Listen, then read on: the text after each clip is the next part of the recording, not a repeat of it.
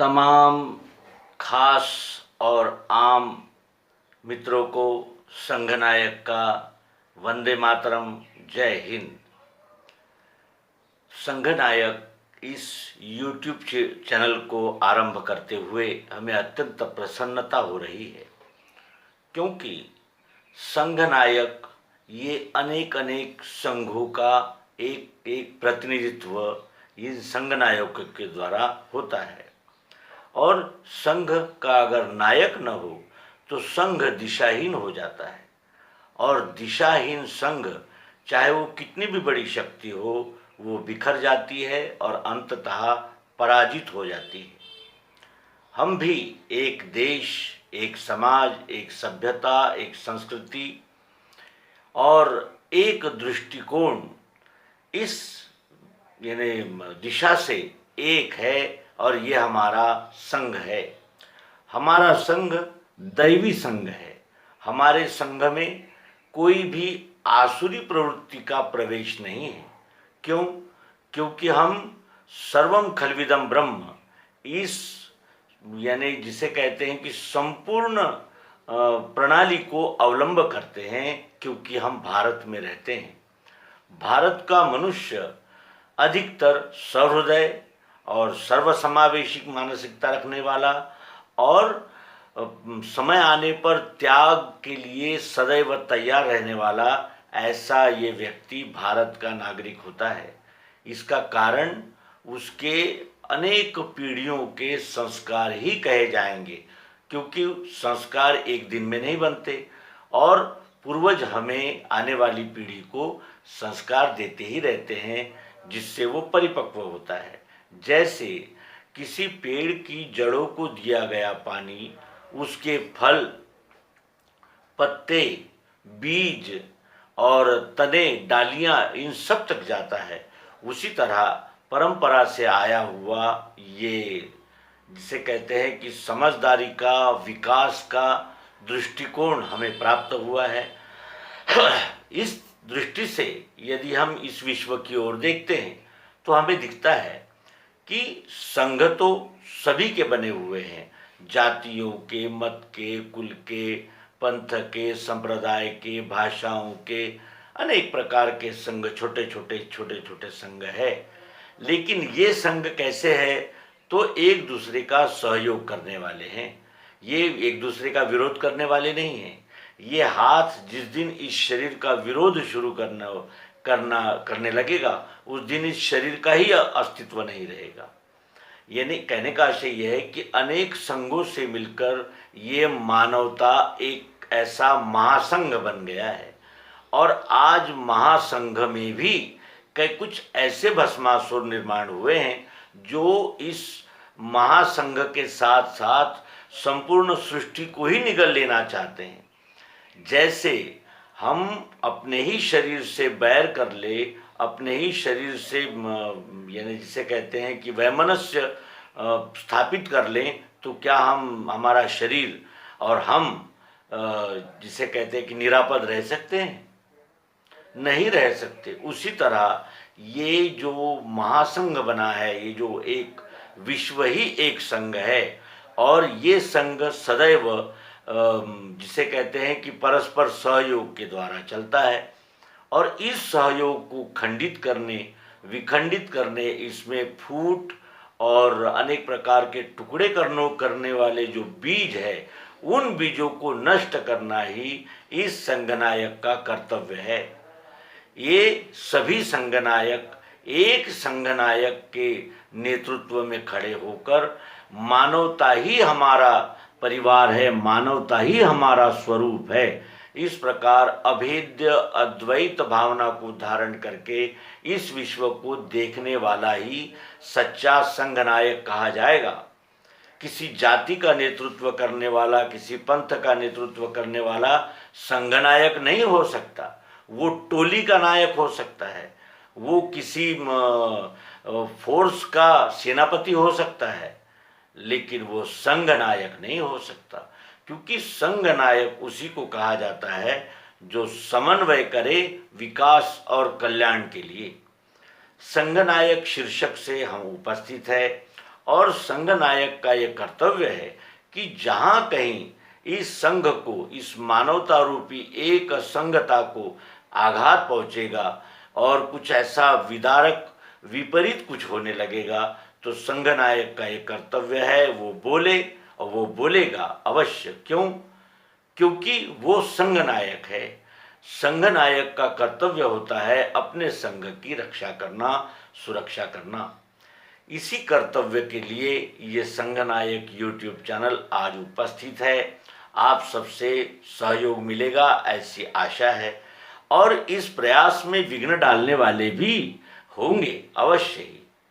और ये वो लोग हैं जो यानी उनका चेहरा कुछ और है और उन्होंने मुखौटे कुछ और लगा लिए हैं। जैसे अब उसके लिए उदाहरण तो बहुत सारे दिए जा सकते हैं, लेकिन जिसका वो जानता है, जिसके मन में क्या है, किसके मन में क्या है, किसकी सोच कैसी है, ये दूसरा नहीं जान सकता। क्योंकि दूसरे को तो चेहरा दिखता है और चेहरे पर चेहरा चढ़ाया जा सकता है, चेहरे पर चेहरा चढ़ाया जा सकता है। इसलिए आत्मनिरीक्षण, आत्म परीक्षण ही वो उपाय है जिससे हम अपने अंदर के मल को निकाल सकते हैं। यदि हमारे अंदर हमने ईर्ष्या, द्वेष, जलन, काम, क्रोध, मोह, लोभ, मत्सर, अहंकार, इसका कूड़ा कचरा ही जमा कर लिया है और ये सारा मल हमने अपने हृदय पर यानी लेप लिया है, तो जैसी दृष्टि वैसी सृष्टि। कुछ लोगों को ये संघनायक निरपेक्ष दिखेगा, ये संघनायक न्याय रक्षा के लिए यानी जुझारू रूप से प्रवेश करता हुआ दिखेगा, और कुछ लोगों को यही संघनायक उनके हितों का शत्रु दिखेगा। और हित सदैव स्वार्थ के लिए होते हैं, स्वार्थ से ही होते हैं। और स्वार्थ ये दो प्रकार का होता है, एक होता है समष्टि स्वार्थ और एक होता है व्यष्टि स्वार्थ। समष्टि स्वार्थ ये है कि हम इस पर्यावरण की रक्षा करें, पृथ्वी, जल, अग्नि, वायु, आकाश, इन पंच तत्वों को हम अपनी ओर से प्रदूषित न करें। और व्यष्टि स्वार्थ क्या है? तो गंगा के किनारे चमड़े के कारखाने लगा लेना और उन चमड़े की धुलाई से निकलने वाला जहरीला पानी गंगा में छोड़ देना, अपने साम्राज्यवाद को बढ़ाने के लिए अनेक प्रकार के वायरस निर्माण करना और उसे दुनिया में फैला देना। यानी हम दैवी और आसुरी इन दोनों प्रवृत्ति से युक्त होकर इस विश्व का कार्य चल रहा है। आसुरी प्रवृत्ति भी बुरी नहीं होती यदि वो कल्याण और विकास के मार्ग पर चले और संघ की रक्षा सुरक्षा के लिए सदैव उपस्थित रहे। लेकिन जैसे दीमक लकड़ी को खा जाती है, ऐसे ही हम में की जो चांडाल प्रवृत्तियां हैं वो हमारे संघ को, हमारे समाज को, हमारी मानवता को निगल जाना चाहती है, और वो धीरे धीरे निगल रही है। और निगलने का उद्देश्य केवल एक सांप्रदायिक अहंकार है कि हमारा ही झंडा फहरेगा और हमारे ही झंडे के नीचे सब लोगों ने इकट्ठा होना चाहिए। और जो हमारे झंडे के नीचे इकट्ठा नहीं होगा फिर उसको मार देना भी बुराई नहीं है, अवश्य ही मार देनी चाहिए। क्योंकि अगर वो सचमुच हमारे झंडे के नीचे आ जाता तो क्यों मारा जाता। इस प्रकार की सांप्रदायिक, पंथिक और मनोवृत्तियां हम में पैदा हो चुकी है। फिर हमारे में जातिवादी प्रवृत्तियां निर्माण हुई है कि हमारी जाति ही श्रेष्ठ है और हमारी जाति को ही सब लाभ मिलने चाहिए। इस प्रकार का जातिवादी स्वार्थ भी संघ के विघटन में कारणीभूत होता है। और जातिवादी प्रवृत्तियां जितने छोटे संघ होंगे, जितने टुकड़े होंगे, उतने ही यहाँ यानी विनाश के बीज अधिक निर्माण होते हैं। क्योंकि ये छोटे छोटे गुट, ये छोटे छोटे संघ अपने यानी वैयक्तिक और अपने समाज, अपने जाति के लाभ के लिए विध्वंसक शक्तियों से हाथ मिला लेते हैं और विध्वंसक शक्तियों की ताकत बढ़ जाती है। जैसे एक विभीषण से मिलने पर रावण की शक्ति क्षीण हो गई थी। रावण से विभीषण अलग हुआ तो राम की शक्ति शून्य हो गई, क्योंकि विभीषण ये जानता था कि रावण का शस्त्रागार कहाँ है, और उस शस्त्रागार का पता श्री राम को चलते ही फिर रावण की शक्ति शून्य हो गई। उसी तरह हम में ही वो जिसे कहते हैं घटक उपस्थित है कि जो स्वार्थ के लिए किसी भी स्तर तक गिर सकते हैं और अपनी मातृभूमि, अपनी हिंद भूमि, अपनी तेजस्वी संस्कृति सभ्यता को चोट पहुंचाने के लिए कहीं वो कसर नहीं छोड़ते। और हम में के ही लोग, यानी हमारे ही देश के, हमारे ही भाई बंधु शत्रुओं से मिलकर जब षड्यंत्र रचते हैं, तब जो कुछ होता है उसका भी अनुभव हमारा ये प्रिय आर्यावर्त हजारों सालों से ले रहा है। और यदि हम अब भी न चेतें, यदि हमने अब भी आत्मनिरीक्षण, आत्मपरीक्षण नहीं किया है, तो ये वृत्तियाँ हमारे देश को तो क्या, आज मानवता को निगलने के लिए उपस्थित है। और मानवता ये केवल शब्द नहीं है, ये हमारा अस्तित्व है।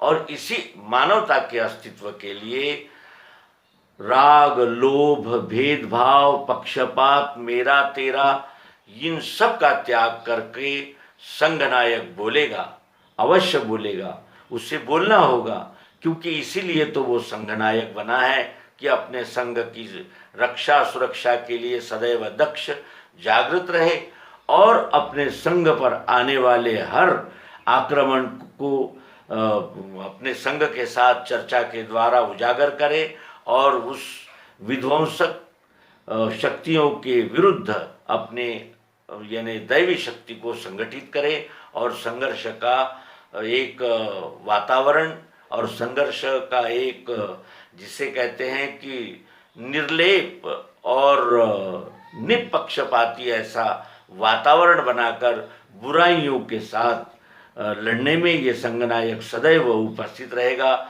यही आप सब मित्रों से आशीर्वाद चाहते हैं और इस उद्घाटन पर प्रथम अंक को विराम देते हैं।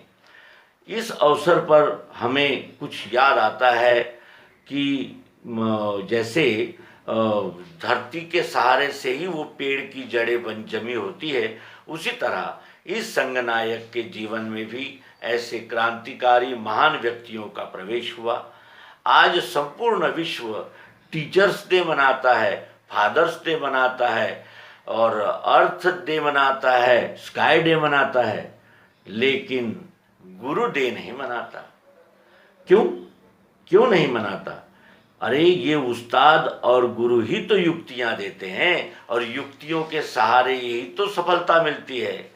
जब तक युक्ति नामक मंत्र नहीं मिलता तब तक विकास का तंत्र विकसित नहीं होता और तंत्र उपस्थित हुए बगैर यंत्र बने ही नहीं सकते। ये अन्योन्याश्रित संबंध है।